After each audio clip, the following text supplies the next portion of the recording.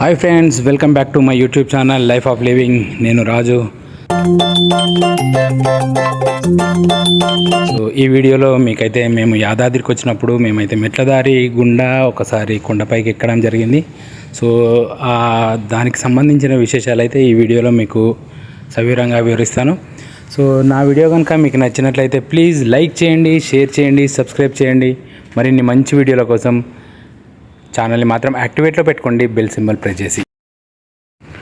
Actually మేమైతే గుడి renovation చేయకముందు నా చిన్నతనంలోనైతే గుడి పాత గుట్టున్నప్పుడు అయితే మేము కొండపైకి మెట్ల ద్వారి గుండా ఎక్కినాము.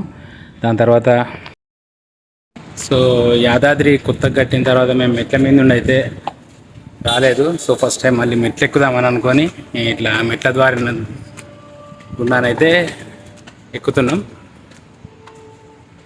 జస్ట్ 400 స్టెప్స్ అంట, 10 minutes. మేము ఎప్పుడో చిన్నప్పుడు అయితే ఎక్కినాం, అప్పటికి ఇప్పటికైతే కంప్లీట్లీ డిఫరెంట్. ఇప్పుడైతే మెట్లు అయితే బాగున్నాయి, అప్పుడు మెట్లు లేకుండా ఎక్కువ. సో కరెక్ట్ మిట్ట మధ్యాహ్నం ఎర్రటి ఎండ, ఫుల్ కాళ్ళు కాలుతున్నాయి. అంకుల్ కాలిందా?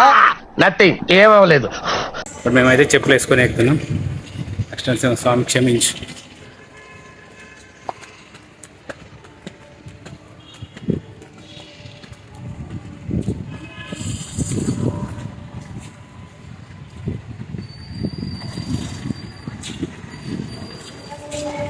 సో ఇది మెట్ల మార్గం, అపోజిట్లో అది ఇదే బస్ స్టాండ్. అక్కడ నుండి హైదరాబాద్ వెళ్ళేది.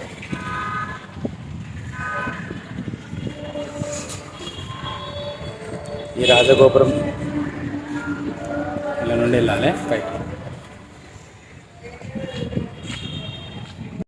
గుడి రెనోవేషన్ చేసే సమయంలో మెట్ల దారిలను అయితే చక్కటి ఉద్యానవనాలు అయితే ఏర్పాటు చేశారు. చూడొచ్చు, చాలా మంచిగా పచ్చదనంగా చాలా చక్కగా ఉంది ఇక్కడ.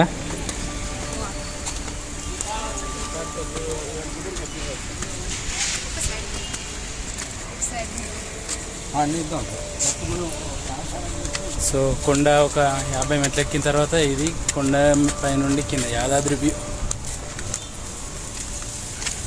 ఇక్కడ సైడ్లో చెట్లు.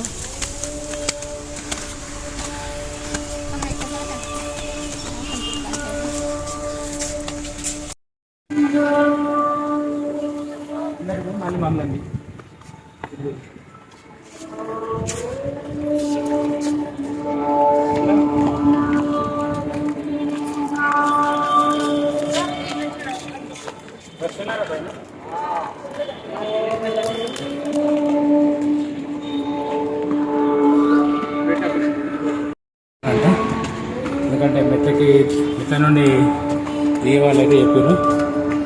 సో చూద్దాం, తనకి స్వామివారిని దర్శించుకోవాలి కాబట్టి ఎంత టైం అయినా కూడా నా మెట్ల నుండి ఎక్కి స్వామివారిని అయితే దర్శించాలి.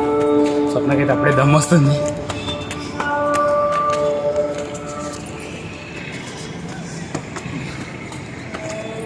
దమ్ము వస్తుందా? కొండపై నుండి అయితే ఇది Yadadri view.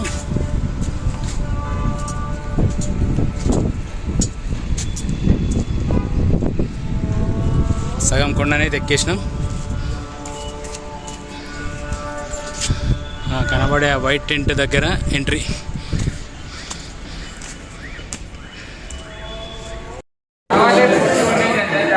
So Yadadri entry ఇది.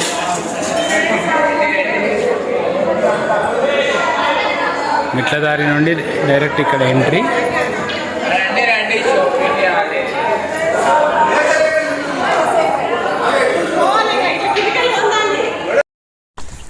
సో కంప్లీట్ గుట్టపై నుండి అయితే ఇది యాదాద్రి వ్యూ.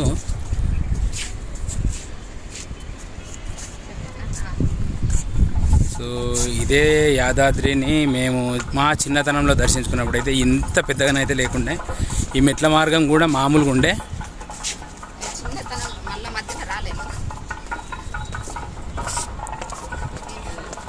ఇప్పుడైతే మెట్లు బాగా చేసారు, కానీ ఒక ఎండ కోసం ఒక ఏదైనా రూఫ్ వేపిస్తేనైతే చాలా అంటే చాలా బాగుంటుంది.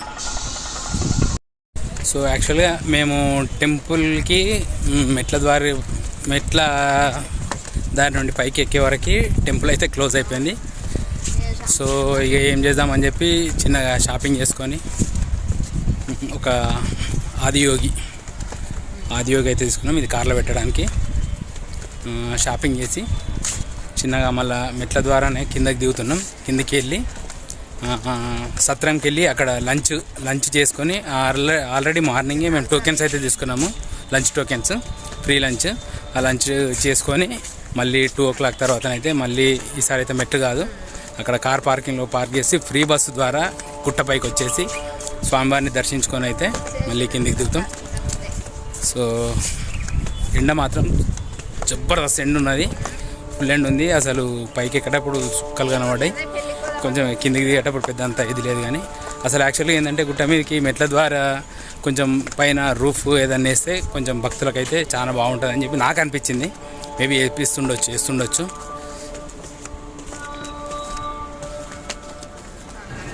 ఇదండి ఈ వ్లాగ్లో ముచ్చట.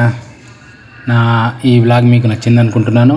నా బ్లాగ్ కనుక మీకు నచ్చినట్లయితే ప్లీజ్ లైక్ చేయండి, షేర్ చేయండి, సబ్స్క్రైబ్ చేయండి.